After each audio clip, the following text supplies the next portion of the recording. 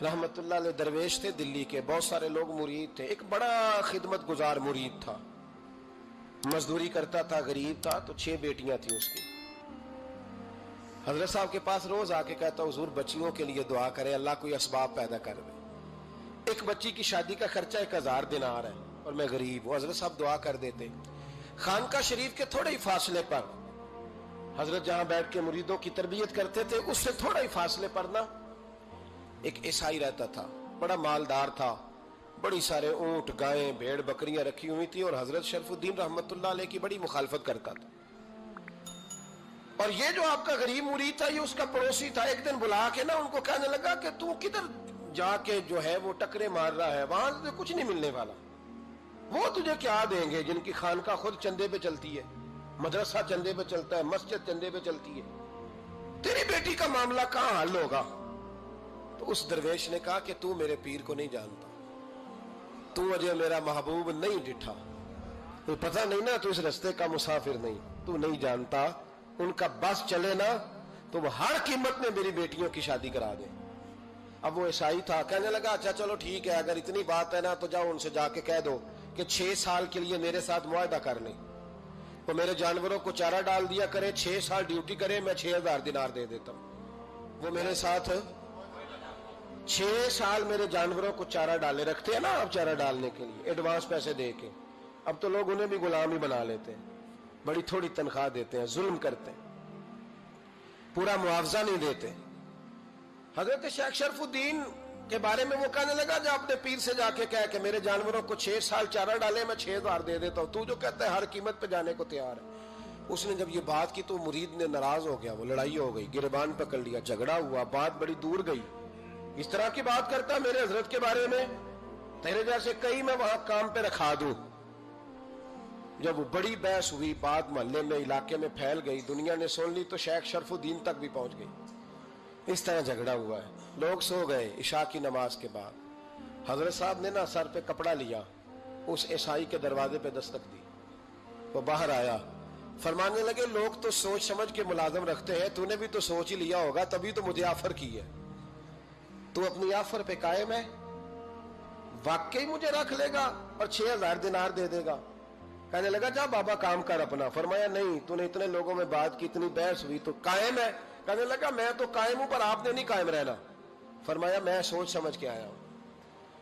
उसने कहा आप ड्यूटी करेंगे, भैंसों को चारा डालेंगे? फरमाया एक शर्त, बस जब अजान हो जाए ना तो मुझे रब की नमाज पढ़ने की इजाजत दे देना, बाकी सुबह शाम जो तू कहेगा। अगर उस गरीब की बेटियां ब्याही जाए तो मुझे और क्या चाहिए?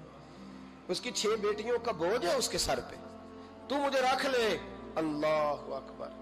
वो कहने लगा चले पे मेरे साथ खते बंदगी कर ले। आजकल हम स्टाम करते हैं, उस जमाने में खते बंदगी होता था, गुलामी का खत, काजी शहर के पास, यानी उसका ख्याल था कि चलो स्टाम की बात करूंगा तो भाग जाएंगे। फरमाया चल मैं तैयार हूं। काजी तक गए, तय हो गया, 6000 दिनार दे दिए। हजरत ने मुरीद को बुलाया, फरमाया पुत्र ये ले जा, जा मेरी बेटियों को रवाना कर दे। कहने लगा हुजूर ये क्या कर रहे हो आप, कुछ सोचे? फरमाया यार जब तुझे बेटा बना लिया तो फिर मेरी पोतियां तो लगती हैं ना, मेरा हक तो बनता है ना, जा जाके ड्यूटी कर, उनको ब्याह दे। बात फैल गई। बादशाह भी अकीदतमंद था, वो 12000 दिनार लेके पहुंचा। क्या बताऊं इन रब के बंदों का दिल कैसा होता है, क्या दर्द होता है, क्या रंग। 12000 दिनार लेके बादशाह आया और आके हजरत को पेश किए का हुजूर आप दें इस ईसाई को, डबल दें और जाए काम करें। आप फरमाने लगे तू पैसे दे, शर्तें ना लगा, मेरा जहां दिल करेगा मैं खर्च करूंगा। मुझे तो मजा ही अब आने लगा है, अभी तो लुत्फ आ रहा है, अभी तो जायका आया है कुछ करने का। पैसे देने हैं तो दे, पाबंदी ना लगा, जहां मेरा दिल करेगा मैं। उसने कहा हुजूर ठीक है रख ले। हजरत ने फजर मस्जिद में पढ़ी, जेब में 12000 दिनार थे, ऐलान फरमाया भी किसी और की बेटी भी बैठी है तो पैसे मेरे पास है। वो 12000 दिनार भी बांट दिया, और 12000 दिनार बांट के ना तो फिर चले गए खेत में चारा काटने। उस ईसाई को किसी ने बतलाया कि उनके पास तो 12000 आया है, पर तुझसे जान नहीं छुड़ाई उन्होंने। कि वादा ये हुआ था कि 6 देंगे तो जाएंगे, जब तक देंगे नहीं तेरे घर में काम करेंगे।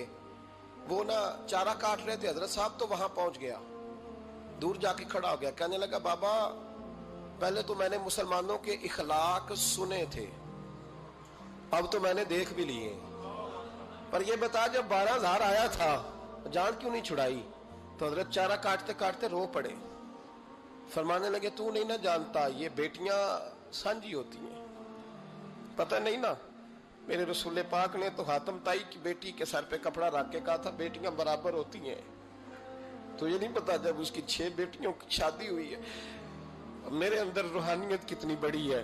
فرمایا پھر 12,000 آیا ہے تو 2-4 بچیاں پھر گئی ہیں، تجھے نہیں پتا میں اندر سے راضی کتنا ہوں، میں تیری نوکری کرتا رہوں گا، پتہ نہیں اللہ کتنی بیٹیوں کو بیاہ دے گا۔ اتنا رویا وہ عیسائی کے پیروں میں بیٹھ گیا، کہنے لگا بابا میں نے تیری مخالفت کی ہے پر تیرے قریب آ کے پتہ چلا ہے کہ تو بہت اونچے اخلاق کا مالک ہے، اور اگر تیرا یہ مقام ہے تو تجھے اخلاق سکھانے والے محمد عربی کی شان کتنی ہوگی۔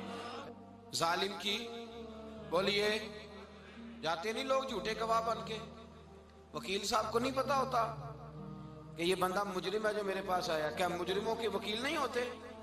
بولے تو اس کو پتہ نہیں ہوتا وکیل صاحب کو کہ یہ صاحب مجرم ہے، میرے پاس مقدمہ لے کے آئے، اور اگر بے ادبی نہ ہو جائے تو میرا خیال ہے قاضی عدالت کو بھی پتا ہوتا ہے کہ مجرم کون ہے اور مظلوم۔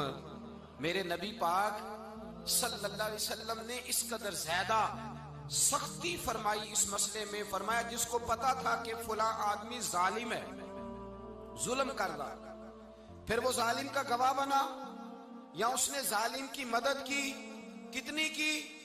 شارحین لکھتے ہیں چاہے اس نے ایک جملہ بول کے کی، چاہے ایک، سارے بولیے، چاہے ایک غریب کو اس نے ظلم کیا تو کہتے ہیں علاج یہ سی، چاہے ایک جملہ بول کے کی، شارحین اس حدیث کی شرح میں لکھتے ہیں ایک جملہ بول کے چاہے مدد کی، جس بندے نے کسی ظالم کی مدد کی کسی مقدمے میں یا کسی صورت میں اور اسے پتا تھا یہ ظالم ہے، میرے نبی پاک صلی اللہ تعالی علیہ وسلم